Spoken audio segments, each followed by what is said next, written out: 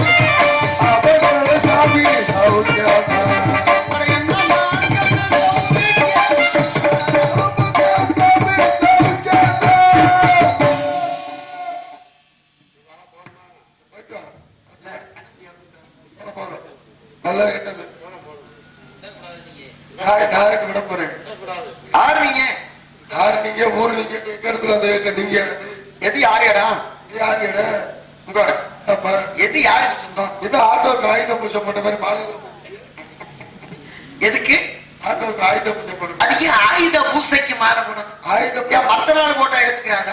ஆயுதம்னா பூஜை போட்டு தாங்க ஆகணும். ஆயுதம்னா பூஜை போடுங்களா? ஆனா ஆயுதம் எப்ப பயன்படுத்தணும்?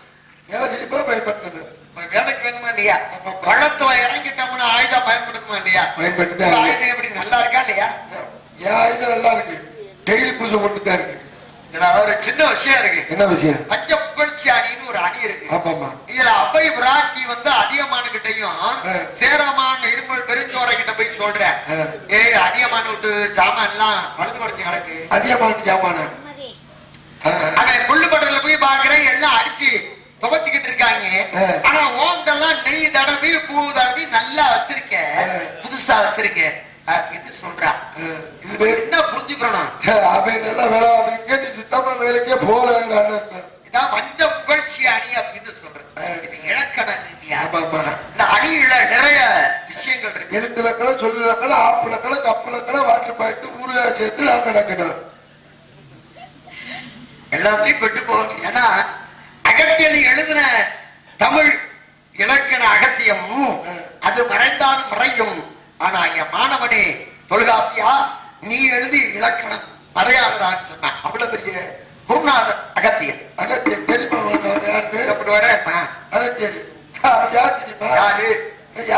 கேட்கிறேன். எனக்கு தெரியும். அப்ப எனக்கு தெரியாது. அதை பத்தி எனக்கு என்ன வேணாம்? மத்திர முறை வேணும். யாரு? அகத்தியரா? அவங்க அண்ணே மத்திர இருந்தார்ல, அவங்க அண்ணனோட மத்திர. சரி சரி சரி, அண்ணே எனக்கு மத்திர வேணும். அகத்தியரா? அகத்தியர் மத்திர. ஏன் அவரை கூப்பிட நகர மகரத்தாரு? அவர் நகர மகரம். அப்ப நீங்க நீங்க சொல்ல மாட்டீங்க. நீங்க சொன்னா குரலா வரப்போகுது. நீங்க சொன்ன பப்பாட்டு முதல் குறைஞ்சு ஏன் நீங்க கொட்ட முதலாவது குறைய போகுது? இல்ல பப்பாட்டு முதல் குறைஞ்சு போகும். பப்பாட்டு முதல் துங்க போகுதா? இல்ல இருந்ததா தள்ளிச்சா வந்தது தள்ளிச்சா இருந்தது வந்ததா இருந்தது தள்ள முடியும்.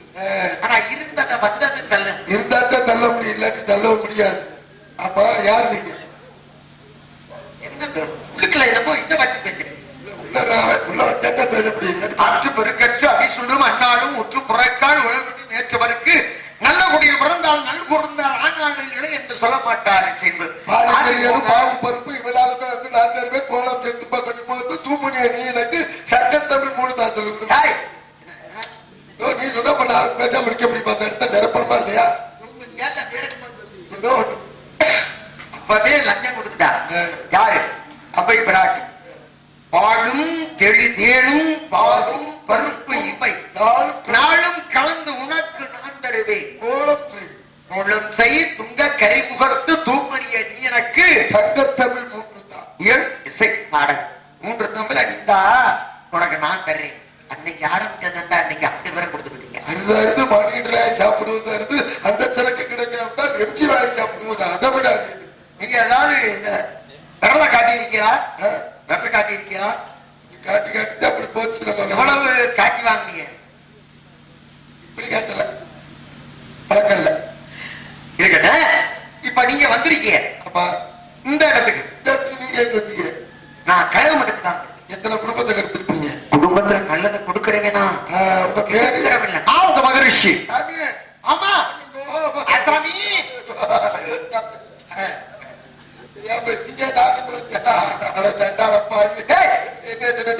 யாரு என்ன தெரியும்? நான் பாட்டு நீங்க நாட்டு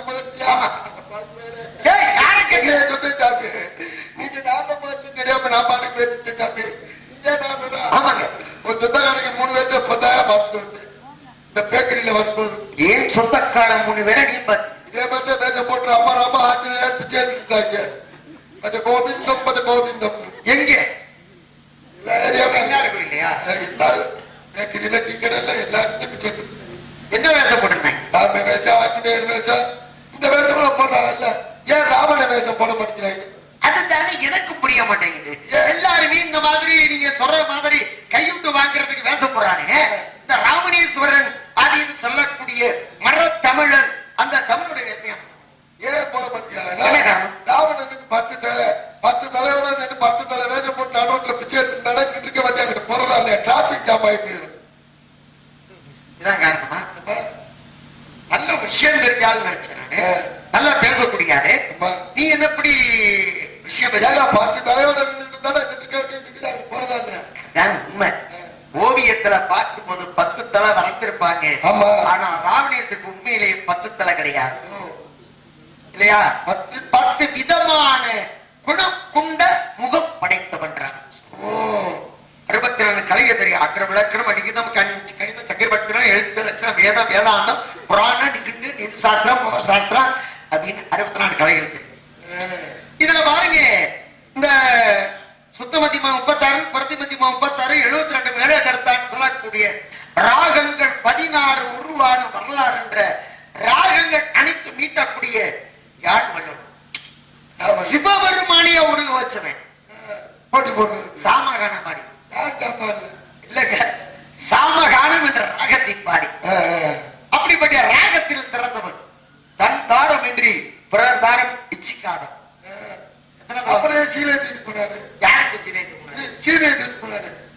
யாரு சொன்னது? இப்ப உங்க மகள் இருக்காங்க. உங்க மகளை கட்டி கொடுக்குறீங்க. உங்க மருமகிட்ட அவன் படாத பாடுபடுறான். அவன் என்ன செய்வீங்க? பிரச்சனை தேவையில்லப்பா. அப்ப மகளை பாதுகாக்கணுமா இல்லையா? எல்லாம் சொல்லுவாங்க ராவணேஸ்வரன் சீதைய கற்பழிக்க தூக்கிட்டு போயினாங்க. அதெல்லாம் கிடையாது ராமாயணம். சரி அதெல்லாம் தவறா படிச்சுட்டு பேசுறாங்க. தன் மகளை பாதுகாக்கிறதுக்காக அசோகவனத்தை கொண்டு வச்சிருந்தார். இன்னொரு விஷயம் சொல்லுவாங்க. விடிய விடிய கதை கேட்டு சீதைக்கு ராம சித்தப்பு சீதைக்கு ராமனே சித்தப்பேன்னு சொல்லுவாங்க. சீதைக்கு ராமனே சித்தப்பன் கிடையாது, பெத்த அவனே அவன். சீதைக்கு அப்பனே ராவணன் தான். சரி எதையாவது சீரத்துட்டு போனது அவர்தான் எப்படி அவர் அப்பா அதான் விஷயம். கடந்தோடு ராமன் முன்னார் சீதையை வடிவாள் அரக்கல் வகியை ஞாட்டில் முடிஞ்சு வச்ச ராமாயணம் ஒட்டி முக்கால் வீட்டுல முடிச்சு விடுவேன். ராமாயணம் யாருக்கு தெரியும் நினைக்கிறப்ப ராமாயணத்துல ஏன் ஆஞ்சநேய பெருமாள் திருமணம் பண்ணிட்டு அவர் வந்து நைத்திக பிரம்மச்சாரி பிரம்மச்சாரி பால்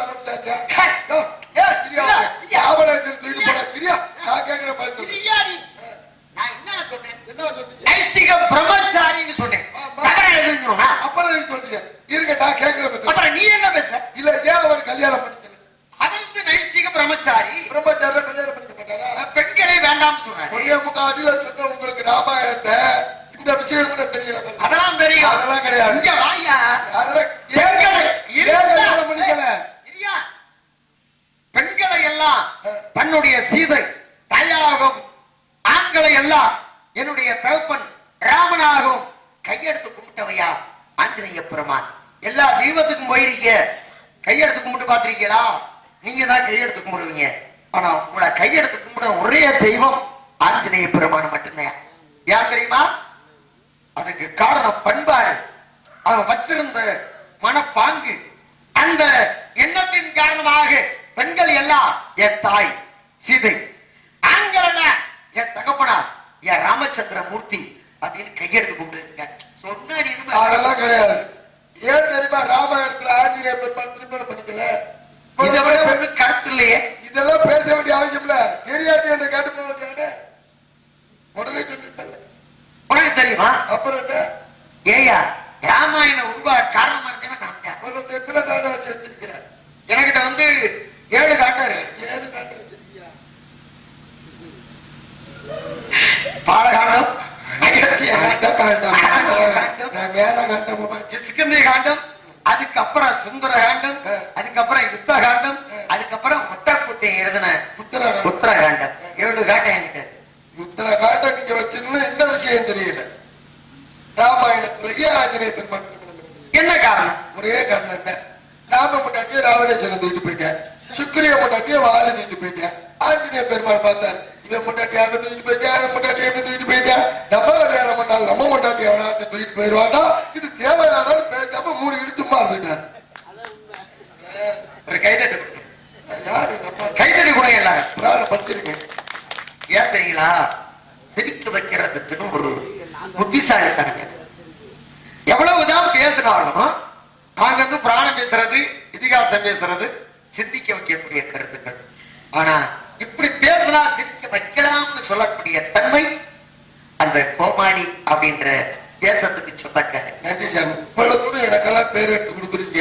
நீங்க நல்லா பேசுறீங்க, நல்லா தெளிவான கருத்துக்கள்லாம் 1.25 அடியில புராணத்தை முடிச்சு கொடுத்தீங்க. இதெல்லாம் நல்லதா பேசுறீங்க, இதெல்லாம் நல்லதா இருக்கு. அந்த பொம்பளைக்கு எனக்கு தொடர்பா? நான் பார்க்காத பொம்பளை இல்ல, நான் போகாத பொம்பளை இல்ல, நான் செய்யாத பொம்பளை இல்ல. சாவித்திரி ஒத்துக்கிட்டே கேட்டு ஒத்துக்க மாட்டேன். எதுக்கு காரணம்? சாவித்திரி அம்மா வீட்டுல ஆறு தோழி மட்டும் இருந்தா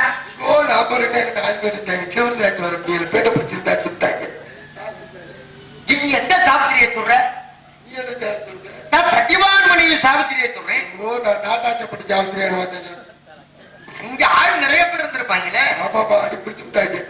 ஆமா, அத்தப்பா கல்யாணத்துக்கு உங்களுக்கு தொடர்பு இருக்கு? கல்யாணம் இல்ல. ஏன் படிப்பு?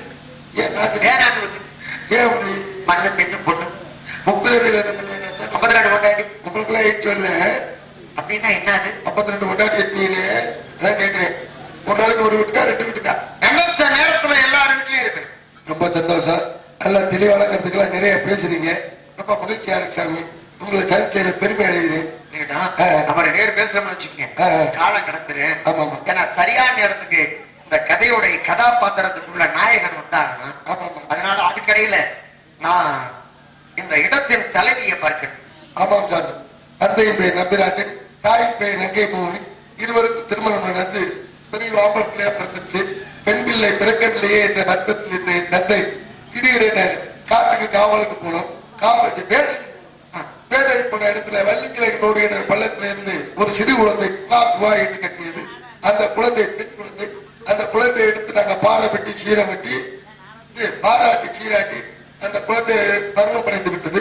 உடனே தந்தை அழைத்தார், மகளே வள்ளி பாப்பா பருவமடைந்து. சந்தேகம் என்ன சந்தேகம்? அப்பாவுக்கு 7 ஆண் குழந்தைகள். ஆமா. அப்பாவும் நீங்க வேலைக்கு போனீங்க. ஆமா. காட்டுக்கு தானே வேலைக்கு போனீங்க. அப்புறம் என்ன கக்கூசுக்கு அப்பாவாங்க? எந்த காட்டுக்கு வேலைக்கு? திணைக்கா. அந்த காட்டுக்கு போகும்பொழுது குழந்தை எங்கே அடைஞ்சு? புரியல. எந்த புரியல? பள்ளிக்கிழக்கு நோடி எடுக்கிற குழந்தை எப்படி கிடந்துச்சு? வந்த குழந்தையாத்தான். அது எப்படி கிடந்துச்சுன்னு பெரிய பிள்ளையா சின்ன பிள்ளையாத்தான்? சின்ன பிள்ளை. ஆடை ஆபரணங்கள் இல்லை. குழந்தையாக இருக்கும் போது அது தேவையா? இப்பொழுதுதான் பார்த்தது யாரு? தந்தை பார்த்தால் உடனே தூக்கு என்று என்னைத்தான்.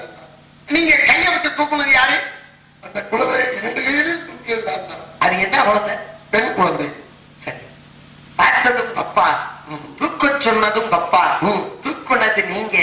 உள்ள இருந்த குழந்தை பெண் குழந்தை அப்படின்னு நீங்க சொல்றீங்களே, அதை எதை வச்சு சொல்றீங்க? அதை நான் சொல்லி ஊர்ல விளக்கமா தடிவாங்கன்னு ஒரு ஆசை, அவ்வளவுதானே.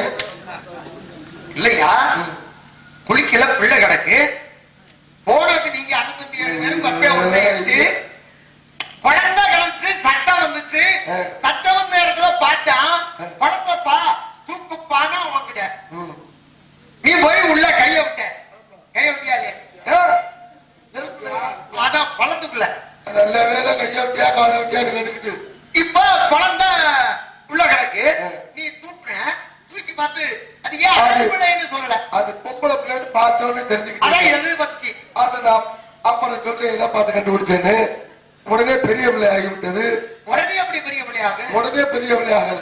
நாங்க தூக்கி வளர்த்ததுல வளர்ந்துருச்சு. நீங்க செஞ்சதுல தூக்கி வளர்த்ததுல சரி காலம் கடந்து விட்டது. ஆமாம் சாமி. நான் ஆரம்பத்திலே சொல்லியிருக்கேன், ஒரு புள்ளிய வச்சிருக்கேன்.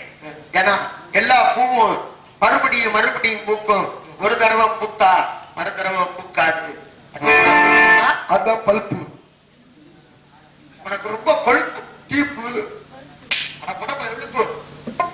அது என்னன்னா ஒரு பெண்மகள் ருதுவாக ஒரு தடவை ருதுவாயிட்டா மறு தடவை ஆகிறதுக்கு வாய்ப்பு.